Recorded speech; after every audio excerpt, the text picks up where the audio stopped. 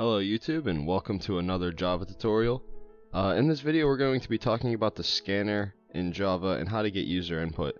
So open up your workspace and launch Eclipse and we will get right into this. And I did notice in the previous videos I did forget to explain something relatively important, so I will explain that in this video. So this is right where we left off, and we can just delete all of this. And we're just gonna type out one of our print statements. So system.out.println. And this is what I forgot to explain.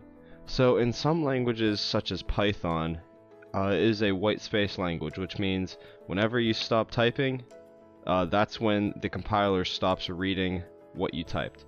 So in Python, this is how you would type a print statement. Actually, a print statement in Python is just print.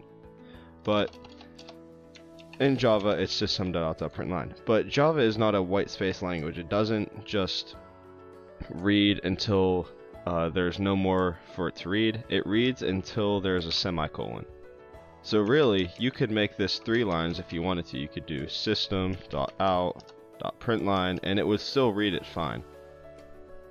So I needed to explain that because I completely forgot to explain how Java works and how it reads lines.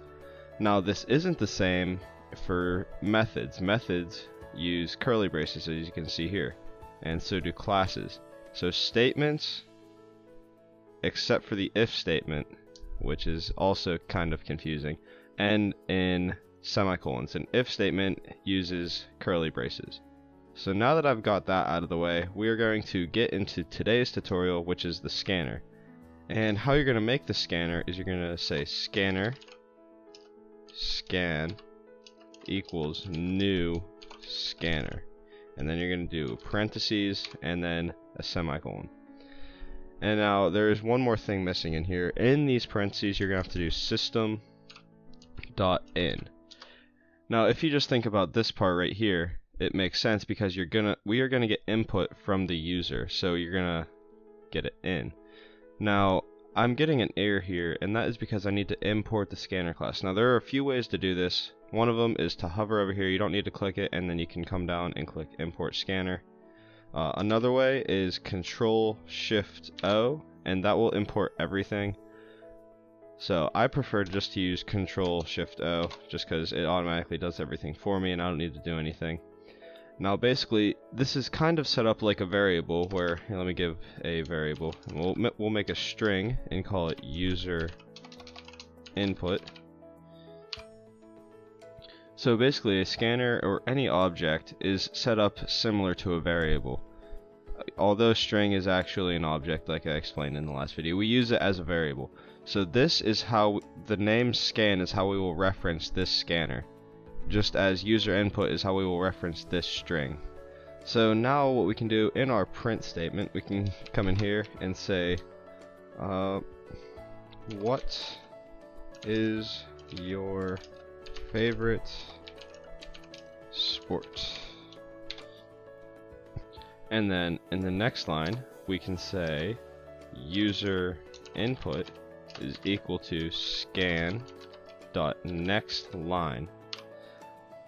Alright, now what we can do is do system.out.println, and then we can print out the user input to make sure that it worked.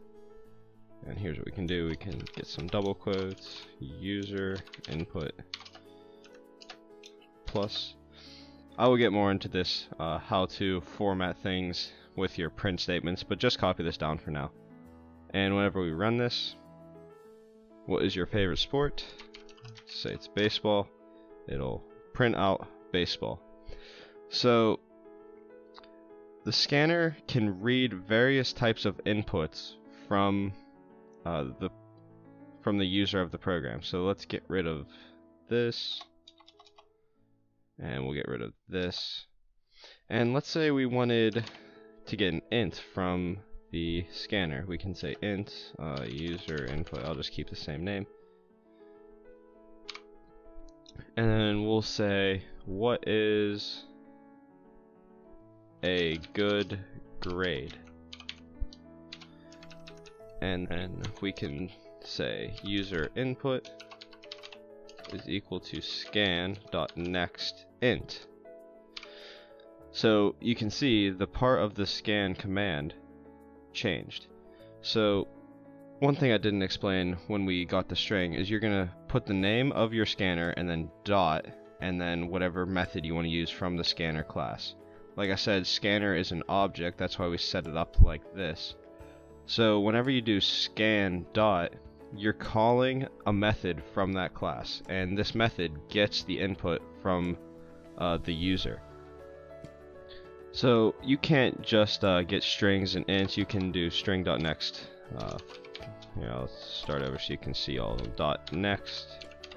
And you can just do dot next int, next line, which is the string, next byte, next short, next double, float, long. And then we can do some tests, and I will cover that whenever we get into if statements and while loops. But if we do dot next int, that will get rid of the errors, and then we can do a system.out.print line. We can say user input plus user input. We can run that. What is a good grade? We'll say a 90, and then user input 90. So that is basically how you use the scanner class.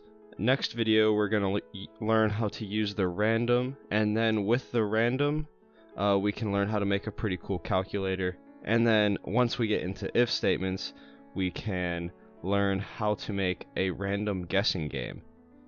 So those are the programming challenges I have in mind. I hope you guys did enjoy the video.